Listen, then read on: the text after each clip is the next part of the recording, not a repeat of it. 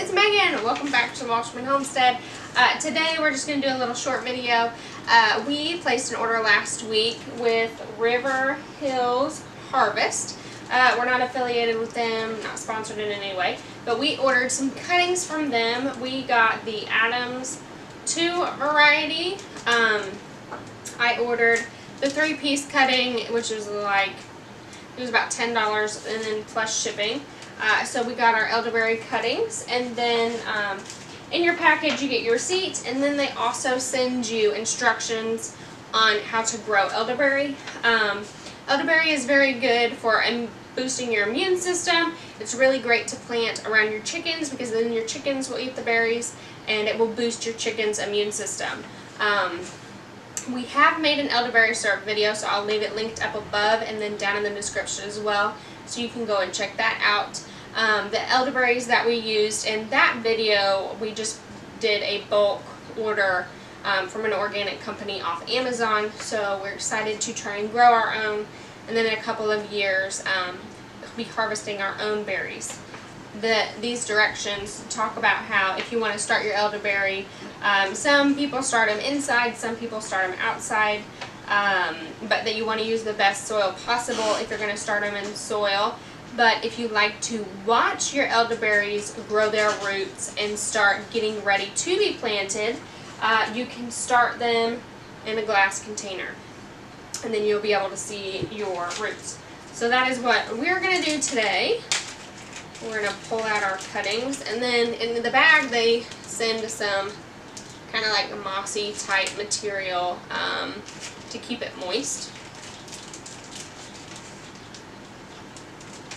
So on your elderberry cutting, you've got some buds up here, and then you also have your buds down here, which these buds down will be rooted in the ground, and they will kind of form your new roots.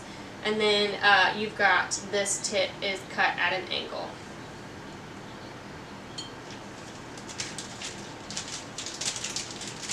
Now, River Hills Harvest, they had a booth set up at a HOA, and they had some great elderberry plants for sale there. They had elderberry syrup, just very informative, good information to pass along. But I first learned of them from Off Grid with Doug and Stacy. They have been out to Doug and Stacy's property many times. Doug and Stacy have even been out to their property and done videos there, so I was excited to be a customer and start our own elderberries. We ordered from them last year, and we got our elderberries started growing and they started doing well, and then I forgot about them in the greenhouse, and the greenhouse reached over 100 and just scorched them. So we're going to try again this year and not forget them in the greenhouse come summertime.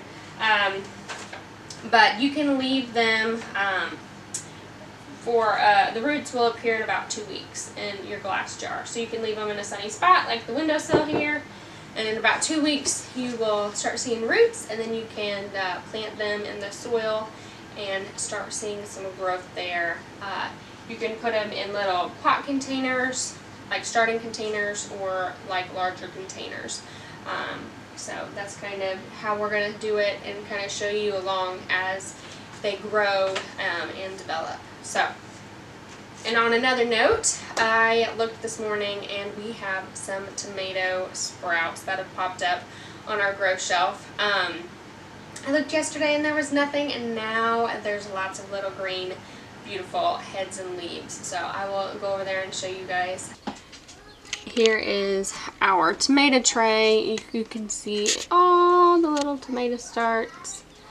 A little more than half of the tray is tomatoes. And then I had an aloe plant that one of the leaf branches was getting too big for the pot, so I just cut it off and cut it into a couple of sections. That is a project that I'm going to need to do, is to repot the whole plant. But we've got some tomato seedlings growing. Really excited about them. I counted this morning and there's 17 to 20 of them.